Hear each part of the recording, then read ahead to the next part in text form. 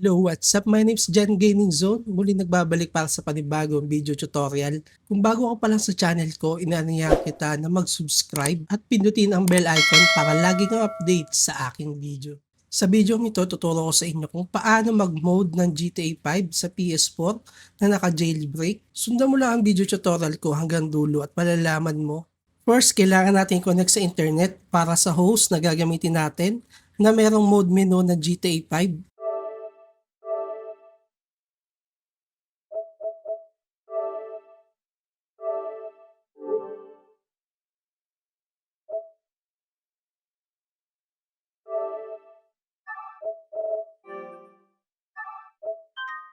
Pindutin ang option button para sa setting, para sa delete cookies and clear website data. Ang gagamitin nating host ay Caro Host. At para sa mga naka 11.00, sundan nyo na yung link na para sa 11.00 na makikita nyo sa screen. Dito sa Caro Host, piliin nyo lang yung firmware na gamit mo at hanapin mo yung naka-manual host full cache, naka-full menu, kagaya ng merong GTA 5 mode menu. Huwag yung naka-shortcut agad sa golden.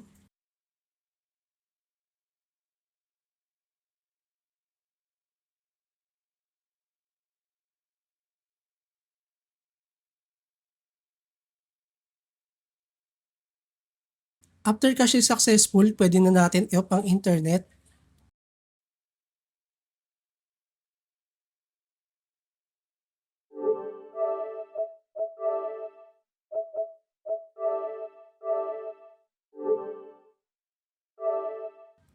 I-activate muna natin ang golden bago tayo mag-mode ng GTA 5.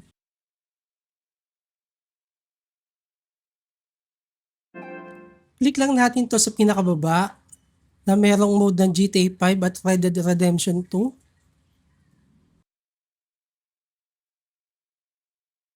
May iba't ibang mode ang nandito para sa pagpili ng mode na gagamitin natin. Nakadepende kung ano yung version ng GTA 5 ang gamit mo. Hanggang version 1.38 lang ang pwede natin para sa pag-mode ng GTA 5. Itong gamit ko ay naka-version 1.00.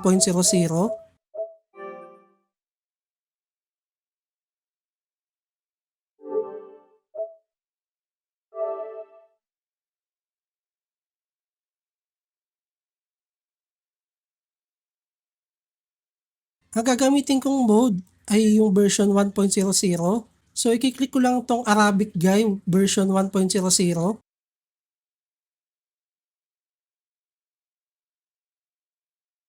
After payload loaded, i-launch na natin yung GTA 5.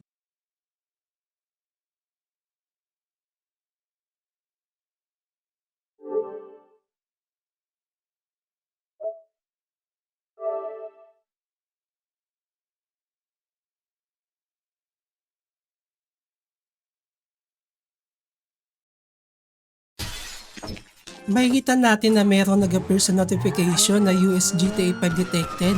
Kung walang GTA 5 detected sa'yo, kailangan mong palitan ng GTA 5 na gamit mo, kailangan mong mag-download ng GTA 5 na US version.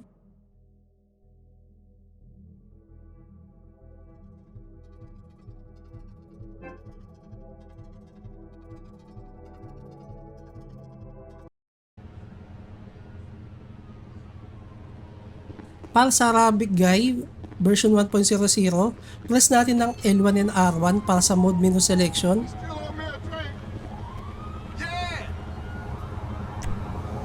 Dito sa mode menu, mag-enjoy ka dahil marami kang pwedeng gawin.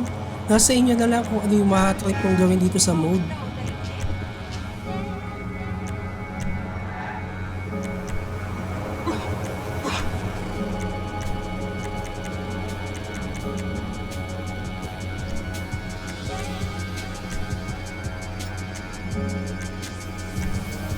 Subukan naman natin yung version 1.38 ng GTA 5 dahil mas maraming mode menu selection ang pwede natin gamitin.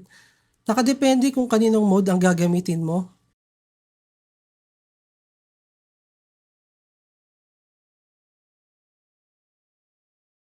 Dito sa second method natin, Chameleon Host ang gagamitin ko dahil mas updated to kaysa kay Caro.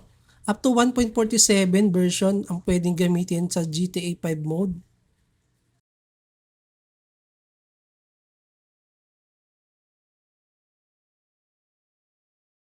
I-click lang ang manual hybrid na meron GTA 5 mode.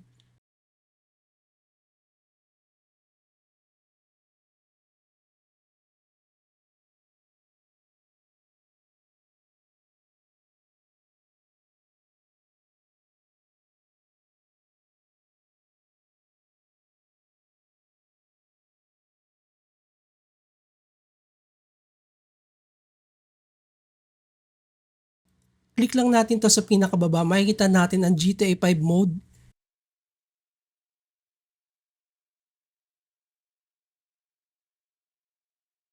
Dito nga makikita nyo merong 1.46 at 1.47 version by wild mode. Dahil 1.38 version ng GTA 5 ang gamit ko, apat yung mode na pwede kong pagpilian. Nakadepende na lang sa inyo kung kaninong mode ang mas gusto nyo.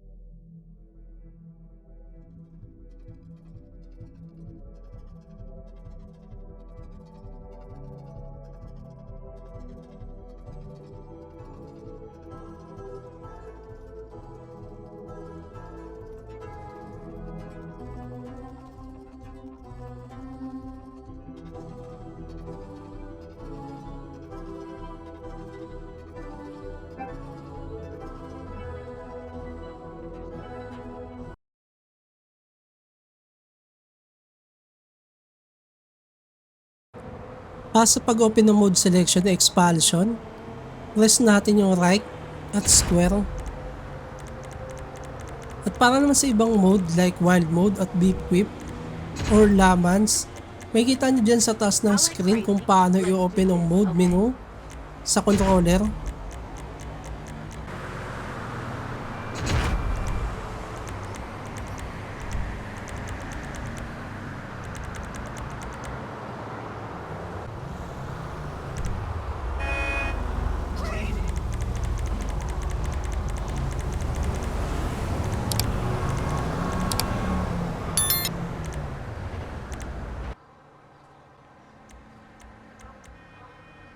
So hanggang dito na lang ang video to. Maraming salamat sa panonood nyo.